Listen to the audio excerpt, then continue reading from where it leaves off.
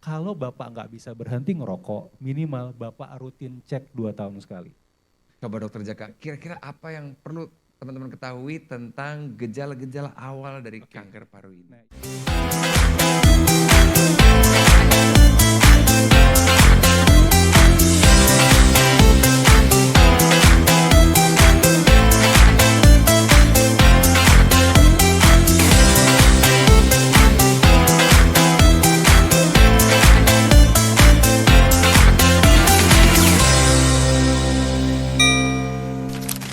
Selamat malam, Assalamualaikum warahmatullahi wabarakatuh. Selamat datang kembali di acara Understanding Cancer Through Art yang dipersembahkan oleh MSD Indonesia dan Yayasan Kanker Indonesia. Boleh tepuk tangan semuanya? Terima kasih banyak. Kembali lagi ada aku Adi Ramsyah atau Adi yang hari ini, saat ini, malam ini di Jumat 6 Februari 2026 kita akan kembali melakukan suatu sesi yang pastinya insya Allah bermanfaat, insightful dan juga daging banget ya. Nah ngobrolin kanker selanjutnya ini adalah topik yang mungkin kadang-kadang ya sering dikutip salah pahami di masyarakat yaitu adalah kanker paru. Nah, kenapa aku bilang demikian? Karena banyak sekali mitosnya, banyak sekali mungkin faktor risiko sampai penanganan kanker paru ini yang informasinya ini banyak beredar ya, tapi mungkin kurang jelas, masih belum banyak dan tidak jarang ini membuat kadang-kadang ini jadi bikin kita skeptis, jadi menunda pemeriksaan, jadi ada kata-kata takut atau mungkin nggak tahu atau mungkin belum terinformasi baik tentang si kanker paru ini. Untuk itu makanya sesi diskusi ini ngobrolin kanker dengan topik mitos versus fakta pada kanker paru. Aku akan mengundang moderator kita pada malam hari ini. Beliau ini adalah kepala instalasi gawat darurat dan hemodialisis. Dia ini adalah penulis 4 buku bestseller dan followernya di sosial media juta-jutaan. Tepuk tangan dong. Karena dia cuma bukan berkonten aja tapi dia adalah penggiat kesehatan di sosial media. Boleh beri tepuk tangan yang paling meriah untuk Dr. Gia Pratama Putra. Silakan Dr. Gia. Halo teman-teman semua, selamat malam. Apa kabar? Sehat-sehat? Sehat. Silakan Dr. Gia. Thank you. Sama-sama. Happy sekali. Selamat datang di sesi edukasi. Ini teman-teman pasti akan belajar dan materi yang akan dibawakan juga sangat penting buat teman-teman semua. Tapi sebelumnya perkenalkan, mungkin ada yang belum kenal, perkenalkan nama saya Gia Pratama. Jadi teman-teman Gia itu sebenarnya karena ayah saya terlalu cinta kerjanya sampai gak punya ide lain buat ngasih nama anaknya gitu. Ayah saya itu kebetulan pilot Garuda, jadi Gia itu sebenarnya singkatan Garuda Indonesia Airways gitu. Saya bersyukur beliau tidak kerja di Lion Air, mungkin nama saya Liono, Pratomo, saya nggak tahu. Atau di Susi Air, jangan dibayangkan. Di Garuda. Saya benar tadi sebagai kepala instalasi gawat darurat dan cuci darah, jadi saya bersyukur sekali ketemu teman-teman semua di sini. Berarti ginjal teman-teman juga sehat-sehat aja, nggak perlu dicuci darah. Dan kita harapkan juga sama. Saya berharap kita semua ketemu saya di acara-acara saja, tidak di gawat darurat. Oke? Tapi khusus pada malam hari ini spesial sekali.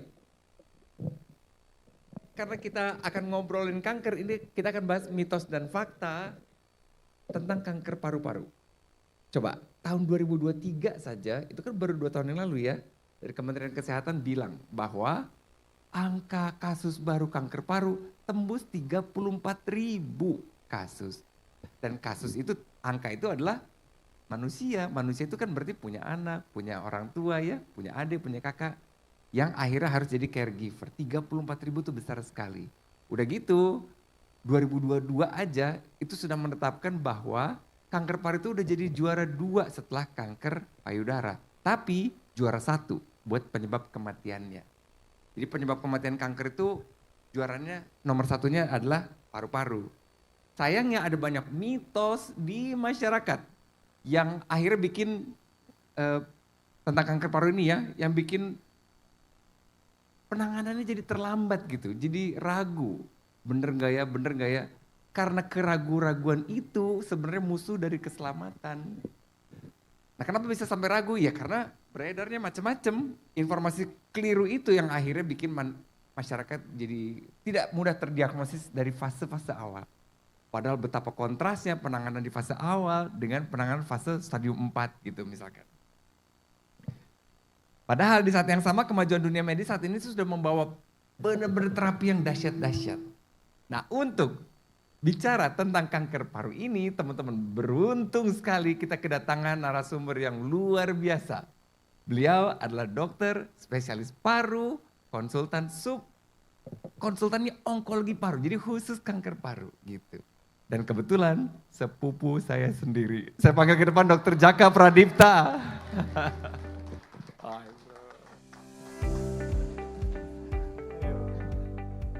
Dokter Jaka, apa kabar? Baik, baik. Baik-baik saja. Saya biasa manggilnya AA Gia.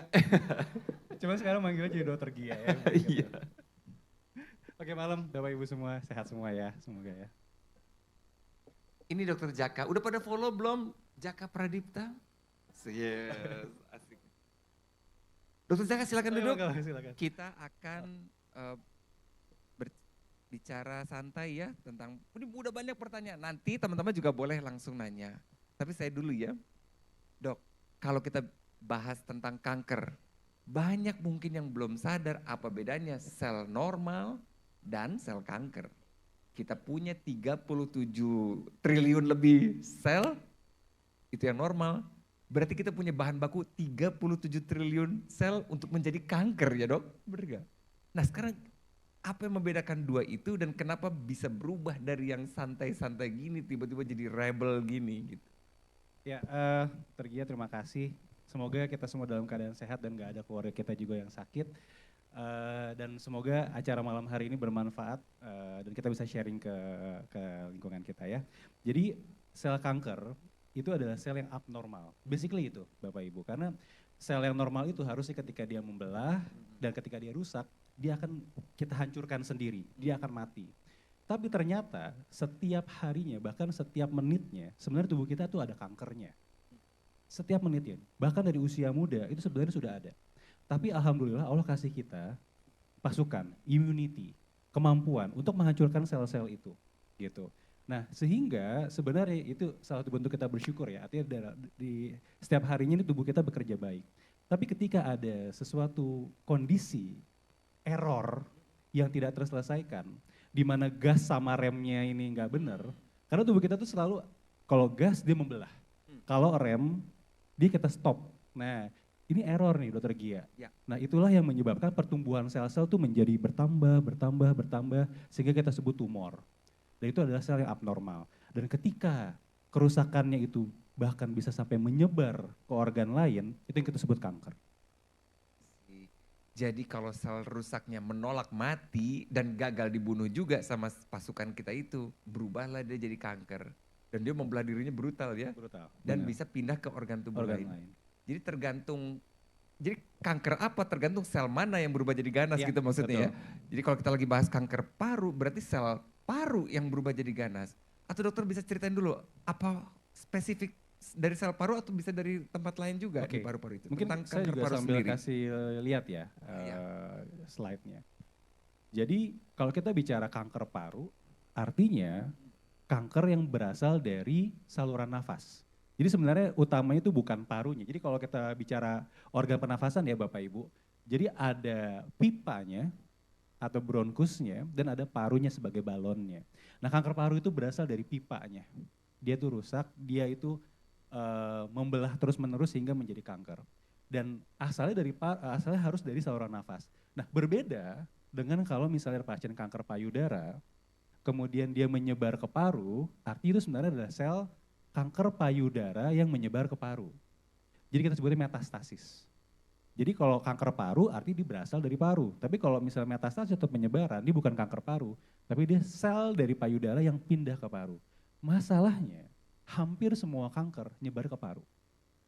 Dan ketika dia sudah menyebar ke paru, itulah yang kadang menyebabkan sampai nafas terakhir atau sampai meninggal dunia. Karena kita tahu bahwa ketika balon udara ini terisi oleh jaringan padat, maka kita nggak bisa bernafas. Gitu. Nah, jadi kadang-kadang Dokter Gia hari-hari saya, mungkin saya juga bukan menangani pasien kanker paru aja, tapi hasil pasien-pasien kanker payudara, ovarium, tiroid, dan organ-organ lain yang sudah menyebar. Karena hampir semua kanker menyebar ke paru. Gitu. Hampir semua kanker teman-teman. Jadi kalau kita tarik nafas dalam ya, itu kan memasukkan oksigen dari udara ke dalam paru-paru. Tapi kalau udah sampai paru-paru itu ada balon-balon kecil namanya alveolus, di sana ada sel darah merah yang nangkepin oksigen itu dibagiin ke seluruh tubuh. Yang terjadi pada kanker ini keganggu proses itu ya. Benar, ketutup. Belum lagi cairan. Nah ini juga mungkin Bapak Ibu kalau ada yang pengalaman ya, ada pasien kanker, jadi karena paling sering itu terisi oleh cairan atau efusi, dan itu yang memang menyebabkan pasien sesak nafas. Ya, jadi paru-parunya tidak bisa ngembang karena kantong paru-parunya udah penuh sama cairan dan betul. kita harus ambil itu ya Benar. cairannya, dikeluarin dari paru, minimal dia bisa berkembang gitu paru-parunya. Gitu teman-teman. Jadi emang kanker paru-paru tidak bisa kita anggap remeh. Tapi menurut dokter sering ketemu pasien kanker paru, apa mitos yang sering tersebar di masyarakat dok tentang kanker paru ini? Dokter Gia sedikit nambahin tadi, Dokter Gia sebenarnya juga udah ngejelasin tuh perihal jumlah pasien kanker ya, kanker paru ya. Tadi udah makasih juga sih udah dari ya. Jadi ini data yang kita punya namanya data Globocan pada tahun 2022. Jadi ternyata kanker paru itu tadi Dokter Gia dijelaskan, pada laki-laki dia nomor 1 terbanyak. Pada perempuan dia nomor 5. Nah, ternyata perempuan banyak juga ya gitu. Jadi di bawahnya kanker payudara, dari kanker serviks, ovarium, kolon dan paru. Nah, dan nomor 1 penyebab kematian dari semua kanker. Kebayang ya? Jadi betapa dahsyatnya atau betapa bahayanya ketika seseorang terkena kanker paru. Dan data di dunia 2022 itu 2 juta kasus, Dokter Gia. Nah, jadi dari data ini sebenarnya kita bisa berpikir bahwa ketika terdiagnosis kanker paru, ini gak main-main. Dan harus fokus dan harus serius. Bukan yang nakut-nakutin ya. Dan kita harus ngecek. Nanti akan saya bahas faktor risiko apa, karena ternyata Dokter Gia, polusi sekarang menjadi salah satu top dari penyebab kanker paru. Ya. Kalau dulu taunya rokok, ya. Yang kedua taunya asbes. Asbes itu untuk di atas rumah ya Bapak Ibu ya. Yang ketiga polusi. Dan kita tahu polusi di Indonesia nomor 1, Jakarta khususnya, nomor 1 terburuk di Southeast Asia, Asia Tenggara, dan termasuk dalam 10 terbesar terburuk di dunia. Jadi kita hidup selama ini menghirup polusi yang itu adalah penyebab kanker paru. Kebayang? Nah itulah makanya, bukan nakut-nakutin, tapi membuat kita lebih hati-hati dan menyadarkan bahwa yuk kita sama-sama screening ya, nanti akan saya bahas lebih lanjut. Keren. Jadi tentang mitos tadi gimana? Ada masyarakat tahunya? Oh ya, kita lanjut mitos. Tadi ditanya mitos padahal. Oke, Bapak Ibu, yang pertama adalah mitos ya. Jadi kita banyak tahunya bahwa kanker paru sama dengan perokok. Gitu. Itu udah kayak di top of mind. Oke, nah padahal ternyata banyak juga faktor-faktor lain bukan hanya rokok, yaitu seperti tadi yang saya jelaskan, polusi, kemudian faktor genetik, riwayat infeksi paru khususnya TBC, dan juga polusi di lingkungan. Polusi itu bukan hanya ada di jalan raya, bukan hanya ada di pinggir pabrik, tapi ternyata bahkan di dalam rumah pun itu ada polusi. Pembakaran di dapur, kalau masih suka masak yang dibakar pakai areng, spray-spray yang kita gunakan di rumah, itu semua polutan yang bisa menyebabkan kanker di kemudian hari. Hitungannya karsinogen. Karsinogen, yes. Nah jadi sebenarnya di lingkungan kita ini banyak sekali faktor pemicu kanker yang harusnya kita sadari bersama. Dan yang kedua adalah kanker paru, umurnya pendek. Nah ini yang sekarang kita mulai coba ubah. Karena memang kalau kita bicara 10-15 tahun yang lalu, ketika seseorang terkena kanker paru, itu kayak udah end game. Kayak oke, dan memang secara data 6-9 bulan Dokter Gia. Khususnya stage 4 ya, stage 4 itu 6-9 bulan. Tapi sekarang dengan banyaknya pemeriksaan yang bisa kita lakukan lebih awal, karena dengan stage awal maka bisa mendapatkan sampai 5 tahun, itu tinggi. Dan sekarang pengobatan pun macam-macam gitu. Dulu tuh kanker paru umumnya hanya kemo aja. Tapi sekarang bisa ada terapi target yang bisa diminum, bisa ada imunoterapi, bisa ada radiasi. Dan lama-lama kanker paru tuh bisa jadi kayak chronic disease. Bisa jadi seperti kayak orang sakit hipertensi. Bisa jadi kayak orang sakit, iya benar, diabetes. Minum obat, tapi jangka panjang, gak boleh putus setiap hari. Nah, jadi makin ke sini kita bisa menemukan pasien-pasien kanker paru yang bisa bertahan 3 tahun hingga lebih. Gitu. Luar biasa, luar biasa. Jadi kalau teman-teman membayangkan sel kita itu kan ada inti sel, di dalam inti sel ada DNA. DNA itu seperti kontrak biologisnya sel kita gitu. Dia yang menentukan berapa umurnya, apa tugasnya sepanjang hidupnya. Nah banyak hal termasuk karsinogen yang tadi dokter Jaka sebutkan merusak si kontrak biologis itu. Dia jadi kayak menolak untuk mati gitu.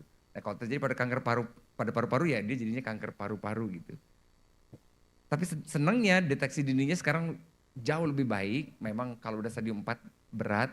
Tapi kalau sampai ketemu di stadium 1, ukurannya masih kecil, nggak ganggu sel sehat lainnya gitu. Makanya saya pernah baca bahwa mamalia yang tidak pernah meninggal gara-gara kanker adalah paus biru. Karena saking gedenya itu paus biru sampai kanker itu nggak ada efeknya gitu buat kehidupannya dia gitu. Ada tapi nggak akan ada efeknya. Nah kita mungkin dengan teknologi yang terbaru sekarang bisa bikin kanker jadi terkontrol seperti itu. Prinsipnya jangan sampai lupa untuk deteksi awal itu sih ya. Iya, betul. Terus kalau kita lihat deteksi awal berarti kita ngomongin gejala teman-teman. Coba dokter Jaka, kira-kira apa yang perlu teman-teman ketahui tentang gejala-gejala awal dari kanker paru ini? Nah ini yang membuat Bapak Ibu kanker paru ini banyak ditemukan pada stadium akhir umumnya. Jarang ditemukan stadium awal karena gejala pada kanker paru itu kayak batuk biasa. Batuk-batuk lama. Bapak Ibu pasti sering batuk kan? Apalagi di musim sekarang nih, musim hujan, pancaroba.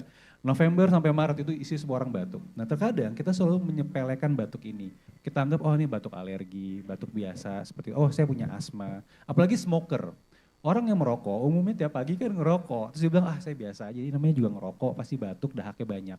Padahal jangan-jangan ini sudah terjadi kanker dalam kondisi yang sebenarnya masih kecil, masih minimal, tapi kita nggak periksa dengan detail, gitu ya. Jadi gejala yang pertama adalah batuk yang tidak kunjung sembuh, khususnya lebih dari 2 minggu bisa batuk terus menerus. Kemudian 2 minggu ya, hati-hati ya kalau udah sampai 2 minggu. Kemudian berat badan yang turun. Nah berat badan yang turun ini karena sebenarnya tubuh kita kan melawan kanker dan dia membakar kalori kita. Apa yang kita makan akan digunakan untuk melawan si kanker ini. Nah jadi itu salah satu khasnya. Kemudian batuk berdarah dan sesak nafas. Nah 4 gejala yang tadi saya sebutkan mirip sama penyakit apa Bapak Ibu? Dokter Gia mungkin tahu ya? TBC. Dan di Indonesia TBC nomor 2 terbanyak sedunia. Di bawahnya India, di atasnya Tiongkok. Jadi ini selalu menjadi miss dalam pengobatan pengobatan kanker di Indonesia. Banyak sekali yang dianggapnya TB dok. Diobatin 3 bulan, 4 bulan dan itu PR kami dokter. Jadi emang bukan salah Bapak Ibu atau masyarakat, salah kami sebagai dokter yang mungkin kita salah misdiagnosis di sini gitu. Nah jadi ini yang kadang membuat pengobatan kanker tuh delay. Karena keluhannya mirip sekali dengan penyakit-penyakit yang lain. Nah tapi ketika sudah ada batuk darah, nyeri dada, kemudian nafas berbunyi yang sesak, nah baru biasanya orang akan mulai berobat. Dan biasanya ketika gejala itu muncul, sudah stadium 3. Karena ketika dia udah ukurannya besar, maka gejalanya baru muncul. Dan tahu nggak dokter Gia, rata-rata yang saya dapatin stage 1, stage 2, itu medical check up. Yang nggak sengaja. Atau lagi periksa jantung, di scan jantungnya, ketemu ada jerawat kecil di parunya. Atau dulu, zaman COVID, hampir semua Bapak Ibu pasti ngerasain. Tahun 2020 sampai 2023, ke rumah sakit, apa-apa scan, apa-apa swab, bener nggak? Di scan parunya, mau rawat inap di scan. Itu pasien kanker paru stadium awal banyak banget ketemu saat pandemi. Gitu. Karena mereka nggak ada keluhan, nggak ada masalah. Ketika mereka, jadi semakin banyak kita screening paru dengan CT scan, maka akan kita temukan lesi-lesi paru yang kecil. Dan itu akhirnya malah menyembuhkan pasien. Gitu. Nah jadi sebenarnya jangan nunggu sampai ada keluhan-keluhan ini nih, batuk darah, sesak nafas gitu. Lebih utamakan screening dan apabila ada gejala sedikit yang memang cukup kita khawatirkan, maka lakukan pemeriksaan. Gitu teman-teman. Boleh nggak tolong tunjuk tangan siapa yang pernah ronsen paru setahun terakhir aja? Ada? Ibu periksa 1, 2, 3, 4. 4 ya dari oh di belakang ada. Belum semua ya. Itu jadi pertimbangan teman-teman untuk medical check up rutin terutama ronsen paru-paru. Nah, kalau selain tadi dokter udah cerita faktor resiko tentang rokok, memang kayaknya tuh 80% ya tuh perokok pasti jadi kanker paru atau kanker paru tuh 80% ya perokok. Tapi kan ada tadi asbestos, ada karsinogen lain. Resiko kanker paru apa yang perlu diketahui teman-teman semua? Apa? Genetik? Oke, nah jadi Bapak Ibu, resiko kanker paru itu sebenarnya ada yang bisa dimodifikasi, atau yang bisa kecegah, atau ada yang memang udah kita nggak bisa apa-apa lagi, dan ini memang Allah udah ngasih kita faktor jalan seperti ini. Nah jadi kita akan bahas ya. Jadi faktor-faktor risiko memang secara garis besar adalah perilaku yang paling dominan. Tapi jangan lupa bahwa ada faktor yang tadi tidak bisa dimodifikasi seperti usia. Artinya di atas 45 tahun ini harus hati-hati. Muda banget ya.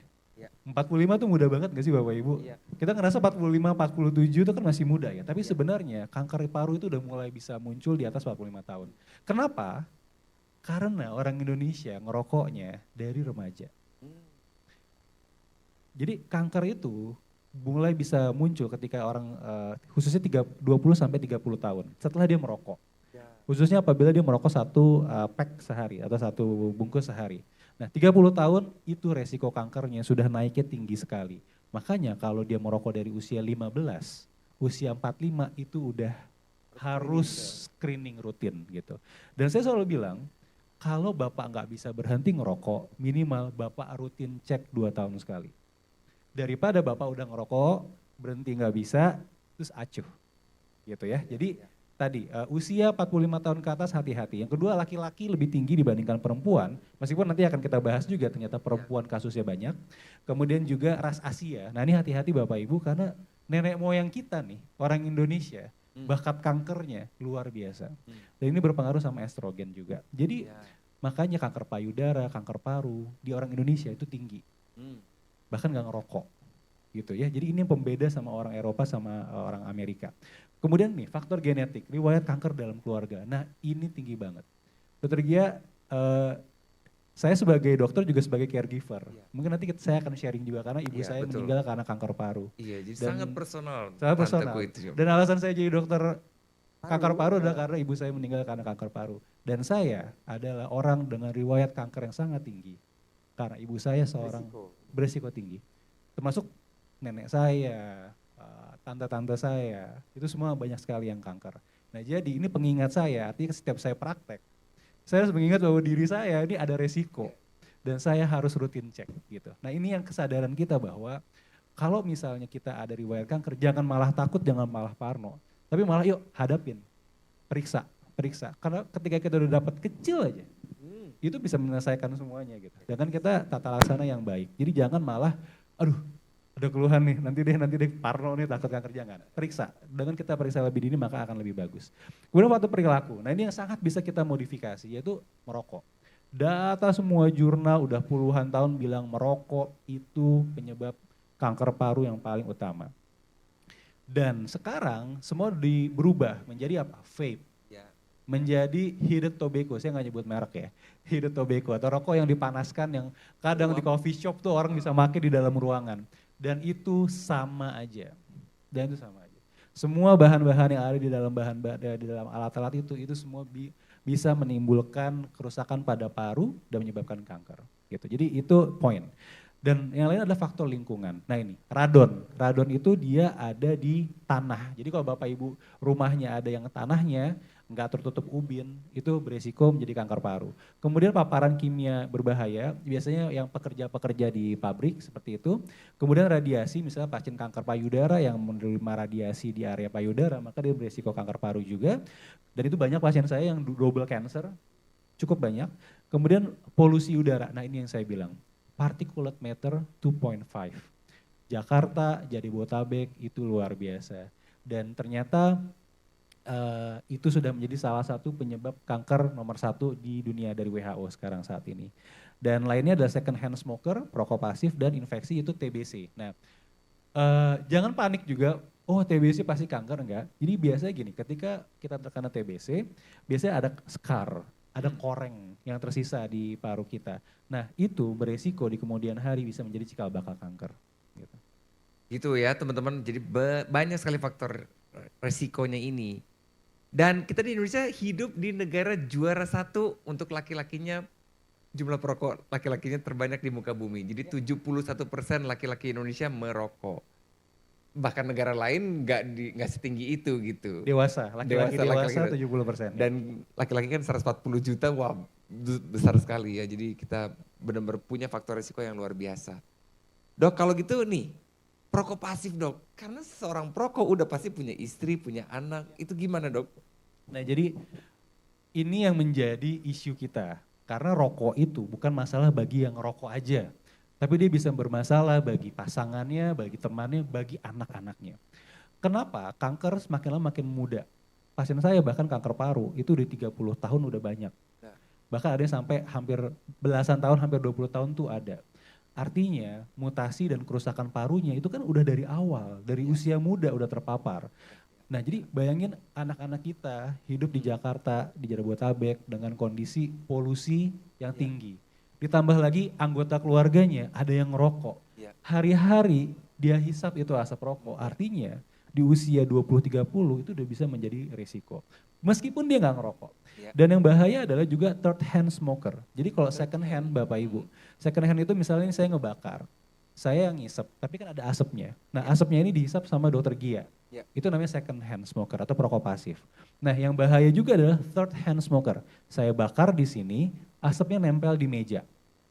Anak-anak main, anak-anak megang-megang nih mejanya. Nah anak itu kemudian musap-musap wajah, bermain, dia menghisap nikotin dan zat-zat berbahaya. Anak itu jadi seperti ngerokok. Atau misalnya abis ngerokok bajunya penuh dengan asap rokok, tar, nikotin, memeluk anaknya, gendong-gendong bayi. Anaknya seperti merokok karena dia menghisap zat-zat di badan kita. Itu namanya third hand smoker dan itu sama risikonya seperti orang merokok. I see, luar biasa ya teman-teman. Nah sekarang mungkin teman-teman penasaran, kalau tadi udah ada faktor risiko, terus ada gimana caranya screening awal. Nah proses diagnosisnya tuh gimana sih dok? Kalau pasien datang ke dokter terus sampai didiagnosis, oke ini kanker paru, terus biasanya ke depannya gimana tuh terapinya atau tata laksana berikutnya? Oke, jadi sebenarnya dalam tata laksana kanker paru, kita ada dua prinsip dokter Gia. Yang pertama adalah screening, ya Bapak Ibu. Screening artinya periksa tanpa ada gejala. Nah ini nih yang mahal, bukan mahal secara cost ya.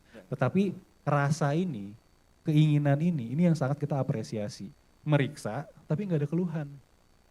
Tapi kita sadar bahwa kayak saya nih, ibu saya kanker paru, artinya saya harus melakukan screening sesering mungkin gitu. Itu namanya screening, nggak ada keluhan tapi meriksa. Atau tadi, saya ngerokok, nggak bisa berhenti merokok, tapi saya periksakan rutin, nah itu namanya screening. Yang kedua adalah deteksi dini. Nah deteksi dini artinya ketika ada keluhan, maka kita coba untuk mengatasinya. Sedini mungkin, secepat mungkin. Oh ya saya ingat dokter Jaka bilang ya, aduh batuk 2 minggu, ngerokok, ada darahnya lagi. Jangan-jangan saya cancer, saya berobat sedini mungkin gitu. Itu namanya deteksi dini. Nah secara gejala, mungkin saya bahas. Ini yang screening. Jadi dokter Gia, yang pertama untuk mendiagnosis kanker paru, maka yang dibutuhkan adalah kita lihat dulu keluhannya. Ada nggak tadi yang kita sebutkan? Kemudian ada nggak faktor risikonya? Riwayat keluarganya ada cancer, kemudian dia merokok. Nah itu kan salah satu faktor risiko yang penting. Dan yang kemudian adalah kita butuhkan pemeriksaan fisik dan juga radiologi. Nah radiologi ini yang cukup kita harus lakukan, benar. Nah masalahnya dokter Gia, kalau ronsen Bapak Ibu untuk bisa mendapatkan kanker paru itu susah. Bukan susah ya, kan gini, ronsen akan bisa mendetek tumor kalau ukurannya more than 3 cm. Lebih dari 3 cm, ronsen biasa itu baru detect. Sedangkan yang kita mau tuh kurang dari 3 cm. Gitu. Yang mau kita mau itu dengan cara low dose CT scan, nanti mungkin akan saya jelasin. Jadi tetap Bapak Ibu bisa lakukan, tapi kalau ingin lebih detail, jadi jangan pakai ronsen biasa, tapi pakai scanning atau low dose CT scan. Nah, nanti kita akan bahas. Nah ini. Kemudian kalau yang kita perlukan untuk selain ronsen adalah pada kanker paru adalah CT scan. Jadi CT scan ini sangat penting untuk rongga toraks dan apabila ada keluhan-keluhan yang lain maka kita bisa lakukan pemeriksaan tambahan seperti MRI, PET scan dan bone scan. Nah Bapak Ibu yang perlu saya tekankan di sini banyak pasien kanker paru terdiagnosis bukan dari masalah pernafasan. Banyak sekali terdiagnosis dari sakit tulang sama nyeri kepala. Dan ternyata itu sudah penyebaran. Jadi kalau Bapak Ibu misalnya amit-amit ya, ada keluarga usia 70, 80, tiba-tiba sakit pinggang, padahal dia nggak ngangkat beban, dia nggak fitness, dia nggak ngangkat-ngangkat galon, tiba-tiba ada low back pain, hati-hati jangan-jangan itu ada penyebaran kanker di tulangnya. Dan yang paling sering adalah kanker paru. Jadi awal datangnya dokter Gia banyak maunya operasi tulang belakang, pas di ronsen nggak taunya ada kanker paru. Atau dia pusing-pusing nyeri kepala, kemudian di MRI didapatkan di kepalanya ternyata ada tumor, dan kemudian ketika diperiksa di parunya ternyata ada lung cancernya gitu. Nah setelah itu ada maka yang dilakukan adalah biopsi. Biopsi itu pengambilan sampel.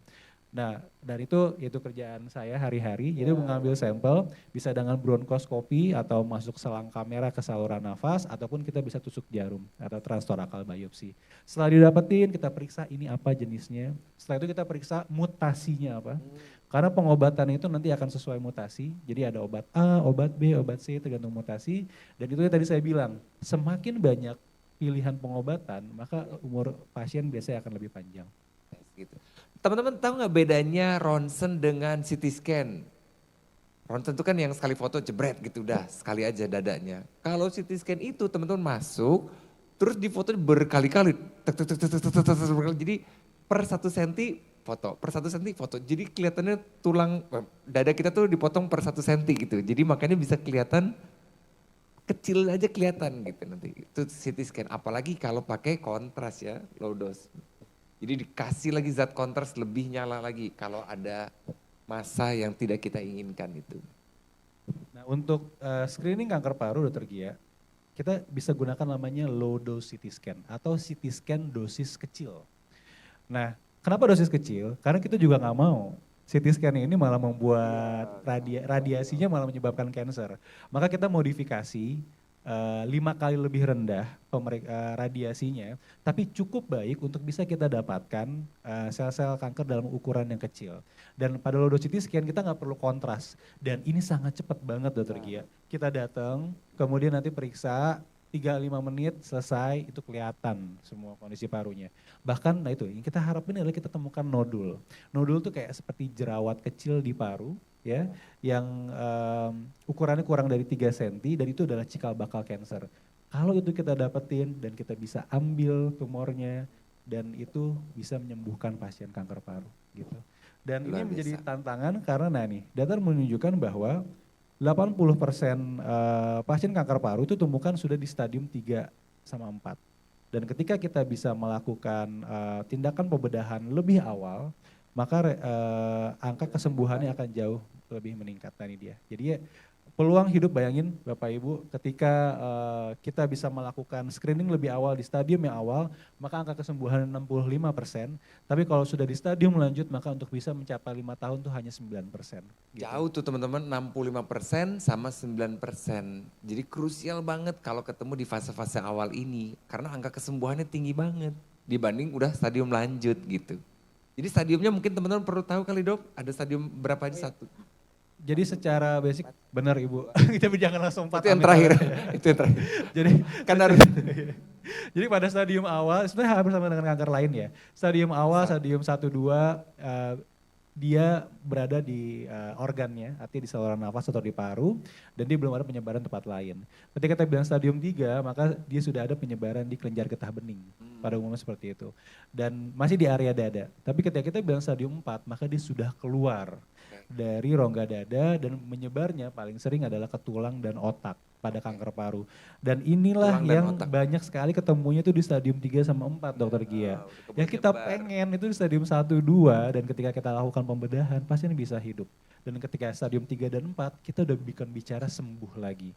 Yang kita bicara adalah kita memperpanjang usia pasien. Kita membantu memperpanjang saja dengan cara rutin minum obat. Sedangkan pada stadium 1-2 kalau kita operasi, kita bedah, selesai. Gak perlu minum obat, gak perlu yang lain dan itu bisa sangat membantu kesembuhan pasien. Nah teman-teman tahu nggak bedanya tumor dan kanker? Tumor itu kan bentuknya ya kayak kapsul gitu ya. Kalau kanker tuh bintang kanker itu bentuknya apa?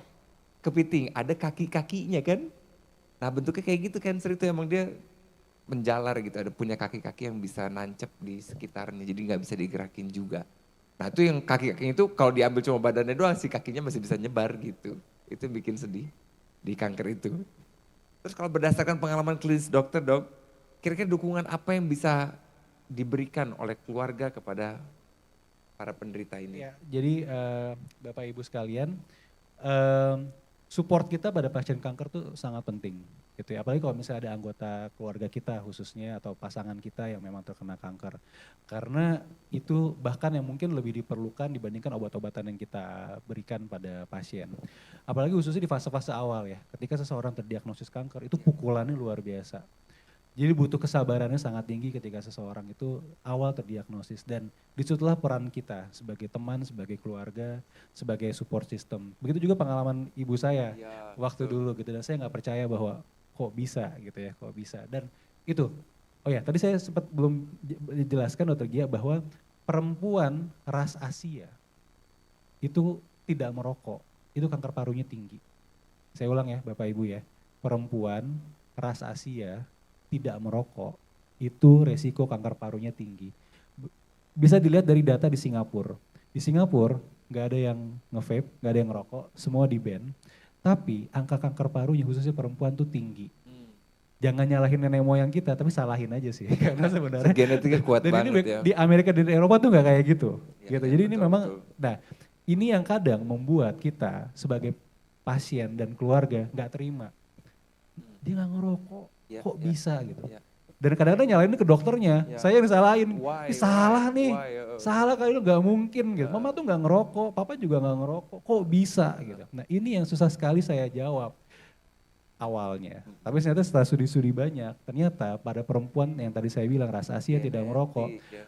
itu terkena polusi, terkena asap rokok orang, terkena hand smoker ya, terkena Easily zat-zat berat, itu gampang banget jadi cancer. Dan itu studinya udah ada.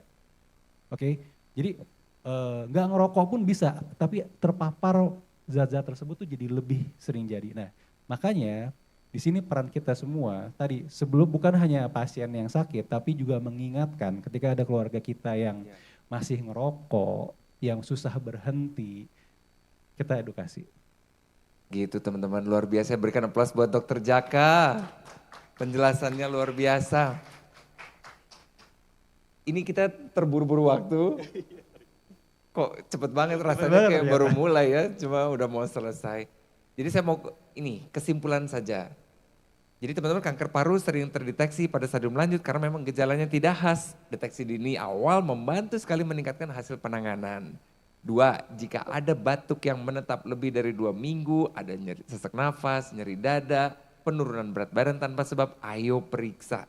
3, ayo gunakan sumber yang terpercaya dan kredibel untuk mencari informasi seputar kanker dan konsultasikan hasil kepada yang ahlinya gitu. 4, keluarga dan support system berperan besar dalam mendampingi pasien mulai dari diagnosis hingga penanganan kanker. Nah, terakhir dari saya kadang-kadang ingin ngajak teman-teman ikut berpikir, andai paru-paru kita dicabut dari tubuh kita, terus dibalik dan dihilangkan bentuknya hanya cabang-cabangnya saja, bentuknya mirip sekali dengan pohon. Pohon tanpa daun itu mirip banget cabang-cabangnya ya. Jadi saya pikir-pikir sepertinya teman-teman, paru-paru kita dan pohon itu adalah pasangan alam semesta sesungguhnya. Paru-paru ngambil oksigen dari pohon, ngasih karbon dioksida. Pohon juga sama, ngasih oksigen ke paru-paru, ngambil karbon dioksida. Itu pasangan yang utama. Jika kita ingin memisahkan pasangan utama itu, ya niscaya kita menanti musibah gitu. Baik kita potong-potongin pohonnya jadi banjir bandang, atau paru-paru kita yang tidak kena hasil dari zat dari pohon, malah rokok dan lain-lain, kita juga akhirnya kena musibah. Gitu kira-kira teman-teman. Terima kasih Dokter Jaka, luar biasa. Berikan aplaus sekali buat Dokter Jaka.